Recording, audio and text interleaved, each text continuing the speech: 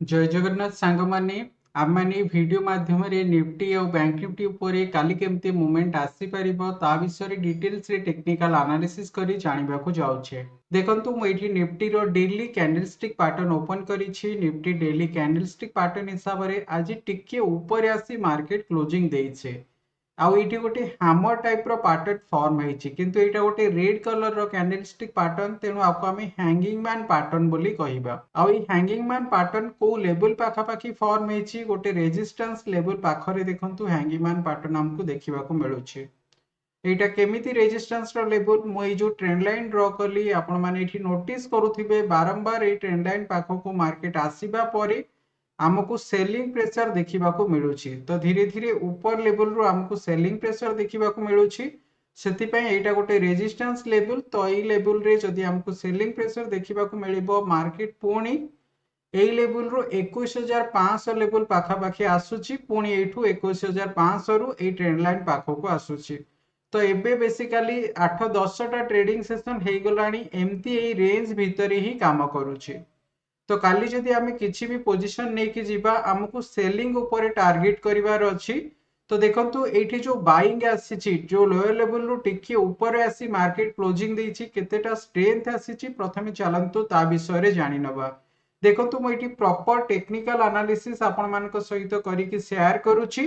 Video को भलरे देखंतु। जदि वीडियो माध्यम रे किछि शिखिबा को मिलुछि ताले वीडियो को लाइक करंतु। चलंतु गोटे थरो फ्यूचर चार्ट पैटर्न देखिकि आमे आजिरो स्ट्रेंथ विषय जानिबा। देखंतु मु एठी निफ्टी फ्यूचर रो डेली कैंडलस्टिक पैटर्न ओपन करली। आ ए डेली कैंडलस्टिक पैटर्न हिसाब रे एटा गोटे रेजिस्टेंस लेवल पाखरे आसी मार्केट पहुंची जाइछि। आ आज ए जो टिके गैप अप ओपनिंग देखिबा को मिलिथिला, जो टिके बाइंग काली आस्तिला, म आपण मानकु कहिथिली आज मार्केट रे गैप अप ओपनिंग देखिबा को मिलिबो, ता परे सेलिंग देखिबा को मिलिबो।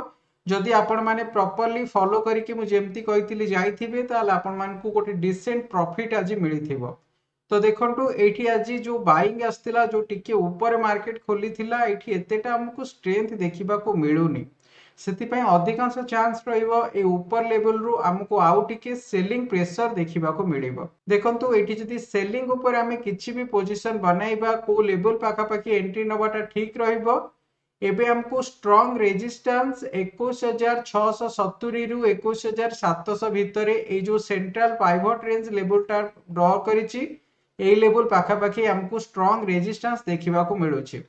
ସେଥିପାଇଁ ଯଦି ମାର୍କେଟ এই ট্রেন্ড লাইন তলে যদি আসিকি ট্রেড করিবা স্টার্ট করিদব, তো দেখন্তু এবে ক্লোজিং আসছি 21670 পাখাপাখি। যদি এই লেভেল রু কালি हमको সেলিং প্রেসার দেখিବାକୁ মিলুছি, 630 পাখকু আসিবা পরে এই লেভেল রে আমি সেলিং র পজিশন বনাই পারিবা 21630। ଆଉ हमको স্টপ লস নেকি ଯିବାକୁ ପଡିବ 21680 रे। आमर टार्गेट रहिबो 21530। 21530 जो लेवल कहूची, देखंतु ए स्विंग लो लेवल पाखापाखी एटा देखंतु सपोर्ट 1 रो लेवल। तो ए लेवल पाखापाखी आमे टार्गेट नहीं कि जिबा। तो 1:2 रेशियो हिसाब रे मु आपनको स्टॉप लॉस और टार्गेट शेयर कली। देखंतु सांग माने मु जो भी इंडेक्स की स्टॉक ऊपर टेक्निकल एनालिसिस करी आपण मान सहित शेयर करूची। मु गोटे थर डिस्क्लेमर दे दूची, stock market subject to market risk. एथिरे काम करिबा को हेले हमकु प्रॉपर रिस्क नेई कि जीवा को पड़ी थाए। सेथि पय मु जेति कि स्टॉप लॉस कहूची, जेति कि रिस्क कहूची, जदि आपण सेति कि रिस्क नेई कि काम करि परिबे ताहले एथिरे एंट्री करिवे, नहले एथिरे एंट्री करिवेनी। चलंतु गोटे थर निफ्टी बैंक विषय रे जानिबा। निफ्टी बैंक रो कैंडलस्टिक पैटर्न हिसाब रे निफ्टी बैंक टिके वीक अछि निफ्टी अपेक्षा, माने अधिक सेलिंग प्रेशर हमको निफ्टी बैंक रे देखिबा को मिलुछि। तो एठी जदि ट्रेंड लाइन ड्रॉ करिवे, देखंतु ए ट्रेंड लाइन तळे मार्केट काम करूछि। आ Nifty bank 10 period exponential moving average level को आसीबा परे एठी टच करिकि देखंतु पुणी एथिरे सेलिंग प्रेशर आसिला। आ ए 20 period exponential moving average level रो तळे आसीकि पुणी क्लोजिंग देइछि। ए जो रेड कलर रो नाली कलर रो लाइन टा आपनको देखा जाउछि, एटा हला 20 पीरियड एक्सपोनेंशियल मूविंग एवरेज।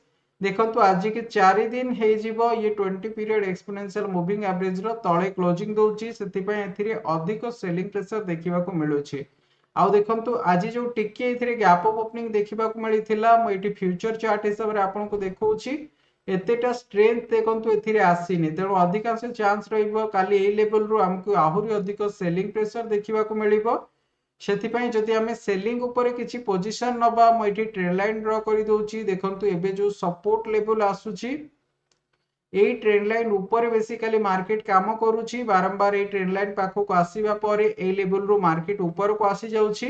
কালি যদি মার্কেট এই ট্রেন্ড লাইন কু ব্রেক করিকি তଳକୁ ଆସୁଛି 47,400 ପାଖକୁ ଆସିବା ପରେ 47,380 ରେ ଆମେ ଏଠି ସେଲିଂ ର ପୋଜିଶନ ନେଇ ପାରିବା। 47,480 ରେ ଆମର ଷ୍ଟପ ଲସ୍ ରହିବ।